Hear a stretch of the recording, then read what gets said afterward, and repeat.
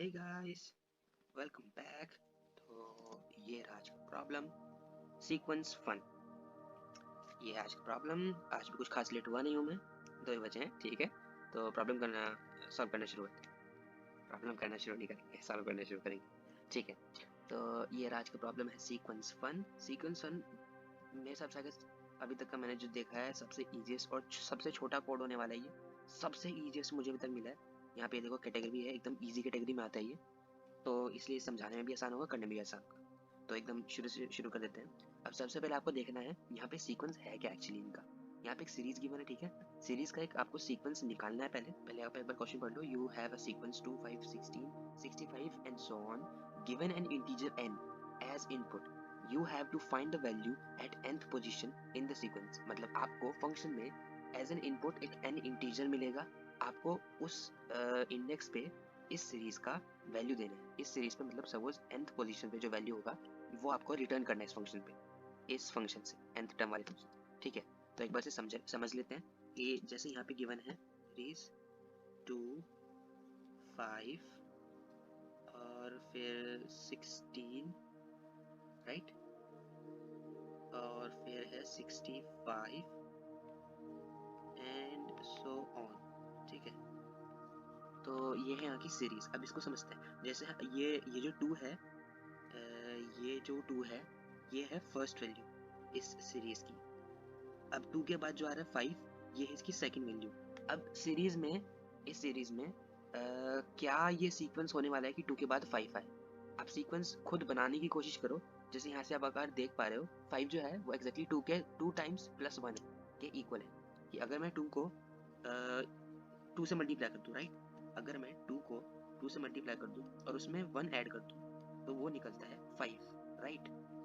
अब ऐसे ही मैं अगर 5 को देखूँ तो मैं 5 में 5 के नीचे 5 के बाद कौन सा आएगा, ये थर्ड एलिमेंट आएगा 16।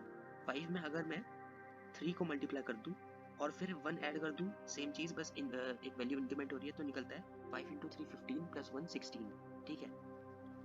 अब ये चीज़ हमें यहाँ पे काफ़ी सही लगने वाली है क्योंकि ये हमारे सीक्वेंस के अंदर आ रहा है।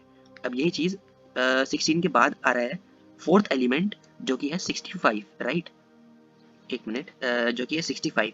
ऐसी अगर मैं 16 में 4 मल्टीप्लाई करूं और उसमें 1 ऐड करता हूं तो आता है 65, जो कि हमारा अगला एलिमेंट है। हमारा मतलब लॉजिक निकल चुका है।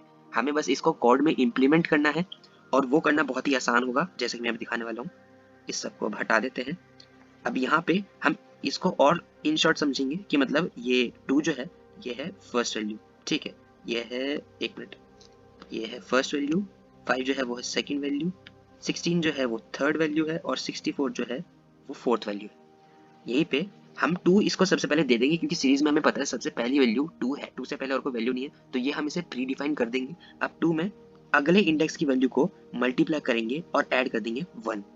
ऐसे ही हम 5 में अगले इंडेक्स की वैल्यू को 3 को मल्टीप्लाई करेंगे और ऐड कर देंगे 1। ऐसे ही हम 64 को अगले इंडेक्स मतलब 4 के साथ मल्टीप्लाई करेंगे और ऐड कर देंगे 1, और सो ऑन। ऐसे ही अगले बाकी सारी वैल्यूज के लिए चलता जाएगा, मल्टीप्लाई और प्लस 1, मल्टीप्लाई प्लस 1, और ये हमारी सीरीज बन जाएगी। अब ठीक है, अब इसे कोड में इंप्लीमेंट करने वाले हैं हम। Write your code here. अब क्या है कि हमारे पास nth वैल्यू गिवन है कि सपोज हमें यहाँ पे फोर्थ वैल्यू भी चाहिए। सपोज मुझे चाहिए यहाँ पे फोर्थ वैल्यू, मुझे इस सीरीज की फोर्थ वैल्यू चाहिए। तो उसके लिए मुझे फोर्थ वैल्यू तक एक लूप चलाना पड़ेगा जो इस 2 के बाद, एक्चुअली इस 2 के बाद इस 5 को भी बनाए। 5 को ही जब हम 3 से मल्टीप्लाई करेंगे और 1 ऐड करेंगे तब बनेगा 16।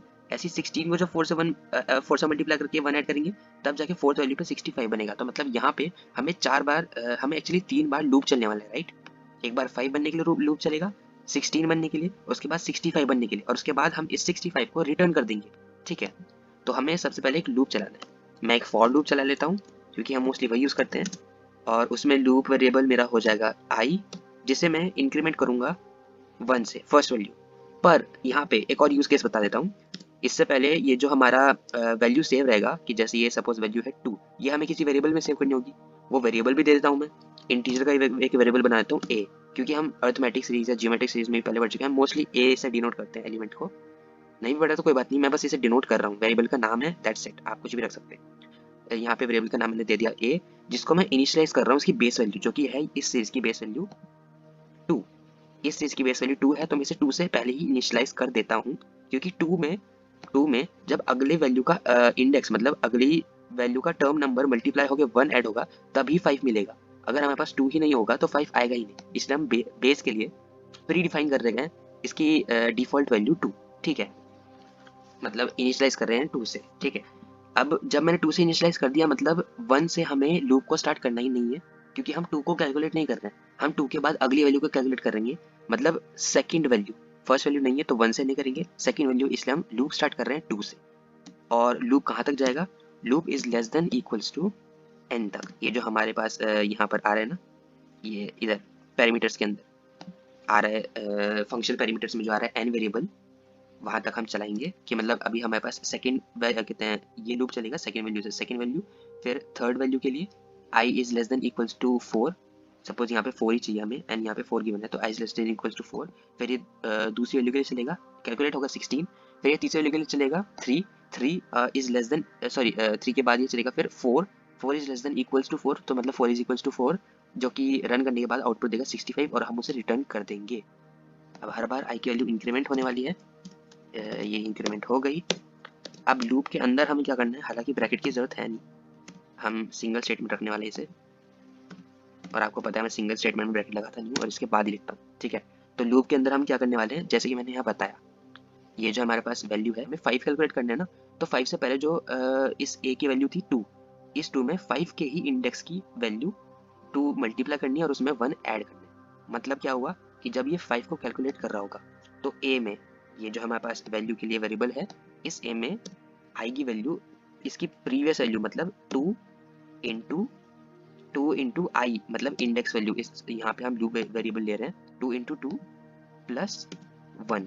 अब ये यहाँ पे कंफ्यूजन ना हो इसलिए मैं इन्हें ब्रैकेट के अंदर डाल देता हूँ a इंटू 1 आई को।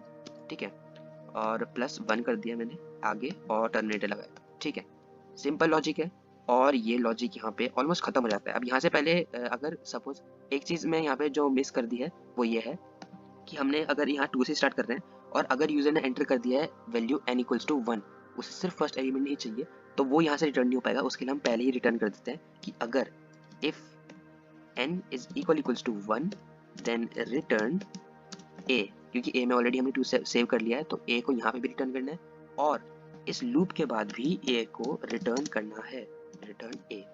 और सिंपली हमारा प्रोग्राम बस इतना ही था, दैट्स ऑल। अब इसमें छोटी सी चीज़ बस एक चेंज होने वाली है, उससे पहले मैं आपको एक बार कंपाइल करके दिखा देता हूँ कि ये देखिए यहाँ पे एग्जाम्पल टेस्ट केस पास हो रहा है और ये हमारा आंसर सही आ गया, क्योंकि ये बेसिक है, एकदम बेसिक है, ये हमारा आंसर सही आ गया है। अब यहाँ पे एक चीज़ जो चेंज होने वाली है वो ये है, क्वेश्चन मार्क थोड़ा सा नीचे जाके देखेंगे कि हमारा जो टास्क है उसमें हमें लास्ट में गिवन है कि जो हम वैल्यू रिटर्न कर रहे हैं ना, वो given sequence modulus 10 to the power 9 plus 7, ये हमें एक कंस्टेंट गिवन है, इसके हिसाब से ही करना पड़ेगा। अब ये 10 टू द पावर 9 प्लस 7 कैसे आएगा ये मैं बता देता हूँ। जावा में कुछ ऐसा आता है, मैथ एक फंक्शन है मैथ डॉट पो, आई गेस ये जावा डॉट लैंग पैकेज का ये शायद। ठीक है, मैथ डॉट POW पावर के लिए। अब इसमें जो वैल्यू पास होती है, सबसे पहली जो वैल्यू पास होती है उसके जो पावर है वो सेकंड वैल्यू में पास होती है। मतलब सपोज यहाँ पे जैसे 10 टू द पावर 9 है तो यहाँ पे पास होगा 10 और 9। ये एक प्री डिफाइंड फंक्शन है मैथ डॉट POW पावर के लिए, जिसमें 10 टू द पावर 9 ये कैलकुलेट करके हमें दे देगा। ठीक है, अब 10 टू द पावर 9 प्लस 7 होगा, तो मैथ डॉट पावर 10,9 खत्म करके प्लस 7, ये जो पूरी वैल्यू है ये है 10 टू द पावर 9 प्लस 7। ठीक है, अब इसको ही मैं कॉपी कर लेता हूँ, एक बार कॉपी कट कर देता हूँ। अब मुझे यहाँ पे हर एक वैल्यू के साथ इसको मॉड करना पड़ेगा, क्योंकि यहाँ पे लिखा है ना सीक्वेंस गिवन सीक्वेंस मॉड्यूलो। ठीक है, अब मैं यहाँ पे मॉड कर दूंगा, जैसे a है, a के साथ मॉड लगा के ब्रैकेट में इसको मैं पेस्ट कर देता हूँ मैथ डॉट पॉ 10 टू द पावर 9 प्लस 7। ऐसे ही i जो है, i में भी मैं मॉड लगा देता हूँ और ब्रैकेट में इस वैल्यू को पेस्ट कर देता हूँ। ठीक है, 1 तो एक सिंगल इंटीजर है, उसमें कोई अलग वैल्यू नहीं आने वाली है। तो आई गेस ये हमारा सिंपल ही हो चुका है। अब इसे एक और बार कंपाइल कर लेते हैं, अगर कोई एरर होता है तो हम उसे ठीक करेंगे। ठीक है, lossy conversion from double two int में एक्चुअली हाँ यहाँ पे डबल टू इंट कन्वर्जन हो रहा है। मैं यहाँ पे मैं इंट की जगह से लॉन्ग ले लेता हूँ, ठीक है, लॉन्ग या डबल ले लेता हूँ। वेरिएबल चेंज कर रहा हूँ मैं, ये डबल हो गया है। अब यहाँ पे डबल इक्वल्स टू, अभी चेंज करते हैं, लास्ट में हम रिटर्न कर रहे हैं ये इंटीजर होना चाहिए। यहाँ पे हम कन्वर्जन कर देते हैं टू इंट, ठीक है। यस, ये एरर है। एक बार यहाँ पे भी चेंज होगा, ये इससे पहले भी चेंज होगा, ये इंट ए। अब चेक करते हैं, ठीक है, हमारा अब आंसर सही आ रहा है और हम अब इसे सबमिट करेंगे। टेस्ट केसेस पास हो रहे हैं, प्रोसेस हो रहे हैं और ये सारे पास हो गए, ठीक है। ये रहा आपके सामने, बहुत ही आसान प्रॉब्लम था, कोई कहीं दिक्कत आनी नहीं चाहिए मेरे हिसाब से, बट फिर भी अगर आ रही है कमेंट्स में डाल दीजिए, मैं इसे थोड़ा और ब्रीफली समझाने की कोशिश करूंगा या मैं कमेंट में आंसर ही कर दूंगा, ठीक है। तो अब मिलते हैं अगली वीडियो में।